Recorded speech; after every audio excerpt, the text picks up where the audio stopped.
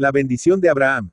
Como al mejor cazador se le va la liebre, a pesar de tan diligente y cuidadosa como era el ama del señor cura, una mañana de verano se olvidó de cerrar la puertecilla de la jaulica en que estaba prisionero un gorrioncillo alegre y cantador, que hacía más de un año formaba las delicias de los humildes habitantes de la casa cural.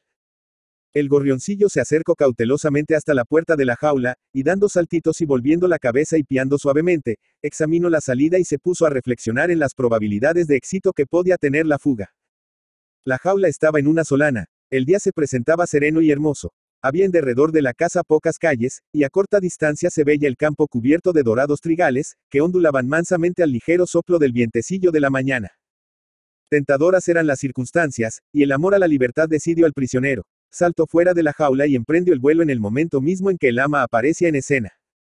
Como hacía tanto tiempo que el pobre gorrión no ejercitaba sus alas en el vuelo, pesadamente hendía el aire, desfallece a cada instante, tropezaba con los tejados y se estremecía de terror oyendo los gritos del ama, que decía a los vecinos el rumbo que seguía el fugitivo y la torpeza con que volaba. Por fin, cansado y sin poder ya continuar, cayó más bien que deteniéndose, de golpe en medio de un campo de trigo. Allí permaneció largo rato, que él no supo saber cuánto tiempo fue, porque no llevaba reloj, pero es de suponer que fueran más de 2 horas. Se había salvado, había recobrado su libertad, pero tenía un hambre devoradora, porque el trabajo había sido extraordinario y emprendida la fuga antes de tomar el almuerzo. Es verdad que estaba en un campo de trigo, pero las espigas, todavía recias, no se dejaban arrebatar ni un grano y el gorrioncillo, maltrecho de la caída, no podían entrar todavía en lucha. En vano buscó algún insectillo, alguna semillita desprendida de su planta, nada, no encontró nada, y el hambre le apretaba más a cada momento.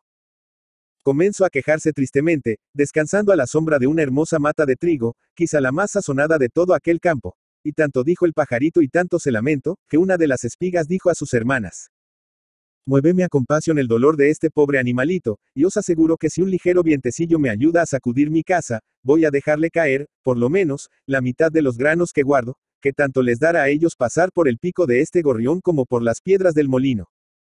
Como si el aire hubiese escuchado aquellas palabras con satisfacción, comenzó a agitarse, y una ráfaga más ligera que las otras vino a chocar con la espiga caritativa que, inclinándose, abrió las puertas de sus trojes y regó en derredor del hambriento pajarillo granos de trigo sonrosados y frescos. Más tardaron ellos en caer que en pasar al buche del animal, que, una vez satisfecho, sintió la gratitud por aquel beneficio, y procuró recordar algo de lo que había oído decir al señor cura, para repetírselo a su benefactor. El gorrioncillo era joven, tenía buena memoria, y poco trabajo le costó hallar lo que buscaba. Se alzó sobre sus patitas y, tomando un aire solemne, dijo a la espiga aquellas palabras que el Génesis refiere que el Señor dirigió a Abraham. Tú serás bendita. Se multiplicará tu semilla como las estrellas del cielo, como las arenas en las costas del mar, y tu posteridad poseerá la tierra de promisión. Pero ¿cómo podrá ser eso? Decía la espiga, porque no me ha quedado más que un solo grano de trigo, pues todos te los he dado a ti. Se multiplicará tu semilla, repite el pajarito, se multiplicará tu semilla como las estrellas del cielo, como las arenas en las costas de los mares. Y todas las demás espigas se mecían con el viento, riéndose de las bendiciones del gorrión. Como todo esto pasaba en España en el año del Señor de 1520, le daremos la palabra, para terminar este cuento, a uno de los conquistadores de México. En una relación sobre la conquista de México, hecha por Andrés de Tapia, y que titula, Relación de algunas cosas de las que acaecieron al muy ilustre señor don Hernando Cortés, Márquez del Valle, desde que se determinó a ir a descubrir en la tierra firme del mar Océano, y la cual relación fue publicada por don Joaquín García y Casbalceta en la colección de documentos para la historia de México, el año de 1866, en el tomo 2, página 592, se lee el siguiente párrafo, con el que puede cerrarse esta narración.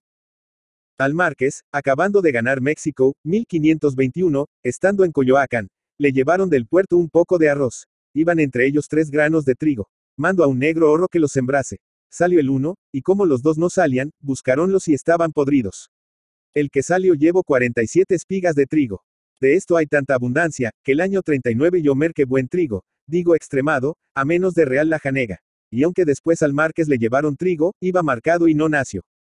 De este grano es todo, y es diferenciado por las tierras do se iba sembrando, y uno parece lo de cada provincia, siendo todo de este grano. Inútil es decir que ese grano era el que había alcanzado las bendiciones del pajarito, y sé que hasta hoy sigue cumpliéndose la profecía. Vicente Riva Palacio. Vicente Florencio Carlos Riva Palacio Guerrero, Ciudad de México. 16 de octubre de 1832 Madrid, España. 22 de noviembre de 1896, fue un político, militar, jurista y escritor mexicano. Periodista exitoso con una señalada y personal actitud crítica y satírica, misma que quedara marcada en periódicos como La Orquesta y El Ahuizote. Riva Palacio participa como un activo literato mexicano en los tiempos de entreguerras. El género que más le sonríe siempre en popularidad es la novela. Realiza la mayoría de su obra novelesca entre 1868 y 1870. Tuvo a su disposición la mayoría de los archivos de la Santa Inquisición, lo que le brinda una grandísima cantidad de información que plasma en sus novelas de tema colonial. Solo una de sus novelas, Calvario y Tabor, es de toque militar. Junto con Juana Mateos coescribe zarzuelas y sketches teatrales satirizando la política mexicana.